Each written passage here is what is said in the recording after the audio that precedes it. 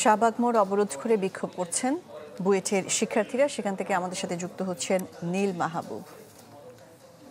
নীল, ৮টা বাজতে তো খুব বেশি সময় বাকি নেই, আর পৌনে ১ ঘন্টা রয়েছে। শিক্ষার্থীদের কোনো কি দাবি দাওয়া মেনে নেওয়া হলো?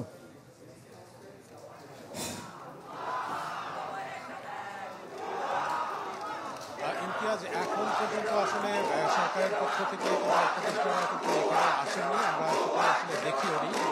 এবং যারা শিক্ষার্থী তাদের আন্দোলন কিন্তু আসলে সেই দুপুর থেকে চালানো হয়েছে এবং নানা রকম কিন্তু স্লোগানে এই শাহবাগ মোড় কিন্তু এখন ভীষণ রকম উত্তাল। এবং আপনি যে কথাটি আসলে বলছিলেন যে সেটি হচ্ছে সরকারের পক্ষ থেকে কিন্তু এখন পর্যন্ত কোনো আশ্বাস এখানে আসেনি শিক্ষার্থীদের কাছে, এবং কোনো ধরনের কোনো উপদেষ্টাও কিন্তু তাদের সাথে আসলে যোগাযোগ করেনি। এবং তাদের যে আলটিমেটাম ছিল আপনি বলছিলেন সেটি কিন্তু আর 1 ঘন্টাও বাকি নেই।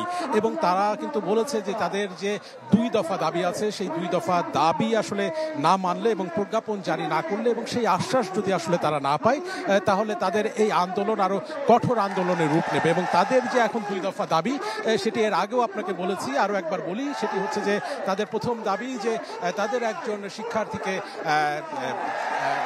ডিপ্লোমা টেকনিশিয়ান যারা আছেন তারা কিন্তু হত্যার হুমকি দিয়েছেন। এটি রংপুরের ঘটনা। তার ফলশ্রুতিতে তাদের দাবি যে যারা হত্যার হুমকি দিয়েছেন তাদের বিরুদ্ধে আইনানুগ ব্যবস্থা গ্রহণ করতে হবে এবং পাশাপাশি তাদেরকে চাকরিচ্যুত করতে হবে। তারা নেসকো নামে একটি প্রতিষ্ঠানে চাকরি করেন। এবং তাদের দ্বিতীয় দফা দাবি হচ্ছে 6 মাস ধরে তারা যে 3 দফা দাবি নিয়ে আন্দোলন চালিয়ে যাচ্ছেন সেই 3 দফা দাবির আসলে বাস্তবায়ন করতে হবে। এবং এই 3 দফা দাবির মধ্যে আছে যে কোটা বৈষম্য নবম এবং দশম গ্রেডে যা আছে সেটি বাতিল করতে হবে এবং ডিপ্লোমা টেকনিশিয়ানরা যে পদবি ব্যবহার করেন প্রকৌশলীর সেটি ব্যবহার আসলে নিষিদ্ধ করতে হবে। তো এই ছিল শাহবাগ মোড় থেকে সর্বশেষ তথ্য। অনেক ধন্যবাদ নীল মাহবুব আমাদের সাথে শাহবাগ থেকে যুক্ত হচ্ছিলেন, সেখানকার সবশেষ তথ্য তিনি আমাদের জানাচ্ছিলেন।